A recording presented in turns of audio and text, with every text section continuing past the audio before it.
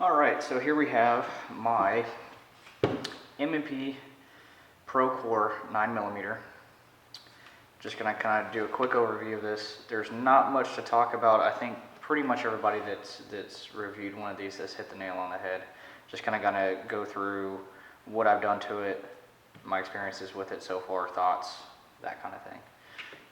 So, real quick, the gun has a Apex Tactical forward set sear trigger in it, trigger and trigger mechanism. It also has the Apex reset assist mechanism because as anybody who's ever looked at an M&P series pistol should probably know is that the worst thing about this gun is the trigger.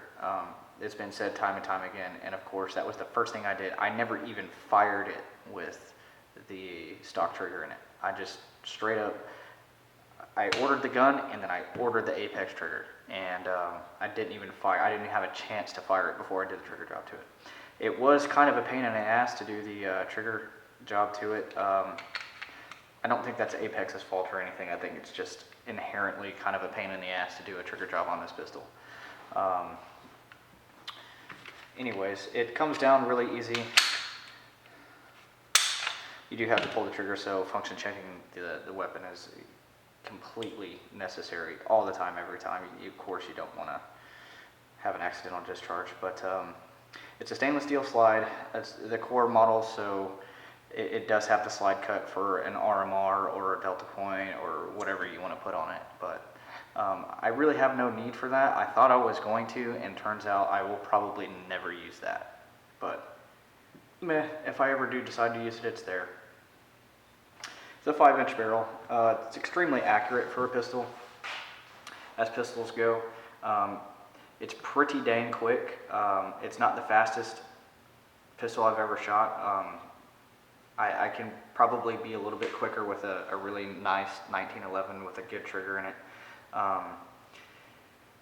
But it's good. And I've put it in the hands of two now female beginner shooters, and they've been able to just, they shocked themselves at how able they were to shoot well for a beginner shooter. And we're talking, two females that, one of them has shot a little bit. The other one, this was the first pistol she ever shot, and she shot it twice now.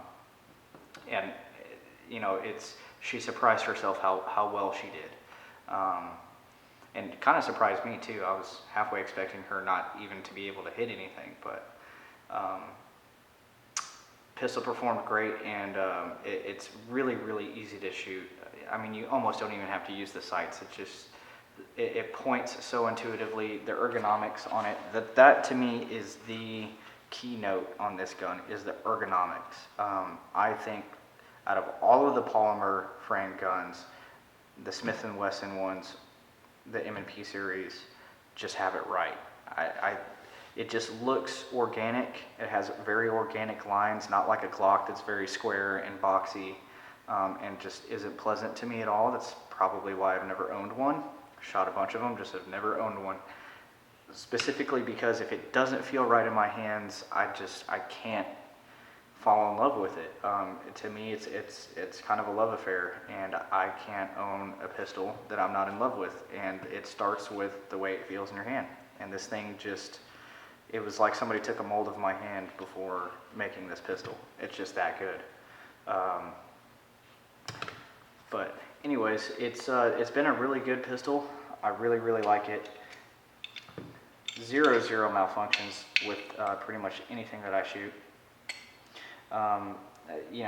I've shot junk ammo through it. I've shot good ammo through it. I've shot reloads and remands, whatever you want to call it.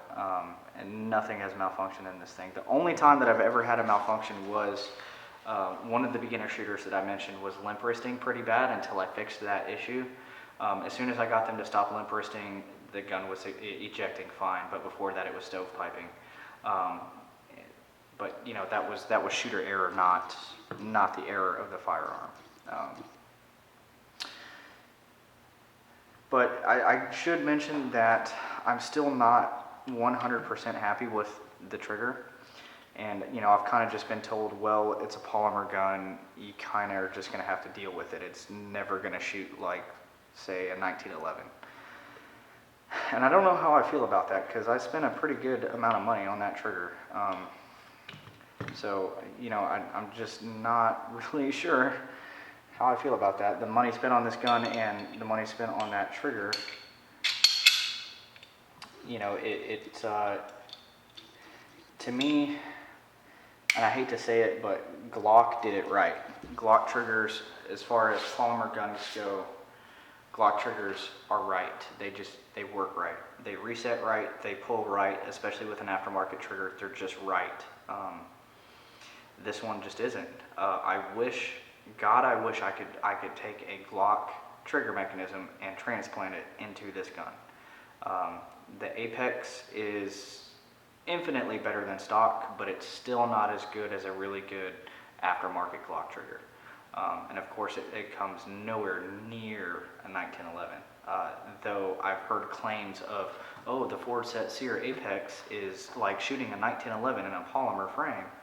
No, it's not. It just isn't. And whoever's saying that really needs to shut up, because that's not true.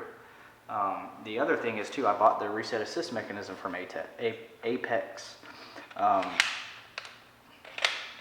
I can get the thing back together, right? I will show you what I'm talking about. Okay, there we go. So, the take-up on it, let's see if I can do it this way. So, the take-up on it is really, really spongy. Now, the trigger pull is really light, but you still get like this really spongy, creepy thing going on with it. And then the reset. Okay, listen. That's so quiet. They say, oh, it'll give you an audible and tactile reset, just like a Glock. No, it won't. That's a lie. So you fire it. I would expect the reset to maybe be about half as loud as that. You know, go to reset it, click, it's just ever so slightly. And with your earmuffs on, at the range, loud noises, you will never hear that, and I promise you, you can't feel that. Maybe I just got a weak spring or something for the reset assist mechanism that I got, but you just can't feel the reset on that. It's just not there. But anyways, I digress. I added this little crappy polymer magwell thing. I don't even remember who makes it. It works good enough. I will probably go to, I think it's Speed Shooter Specialty, makes an aluminum one that is a lot bigger than this, but it works a lot better. I can still do mag changes really, really quickly with this, but even with this not on there, I can still do mag changes pretty much just as fast.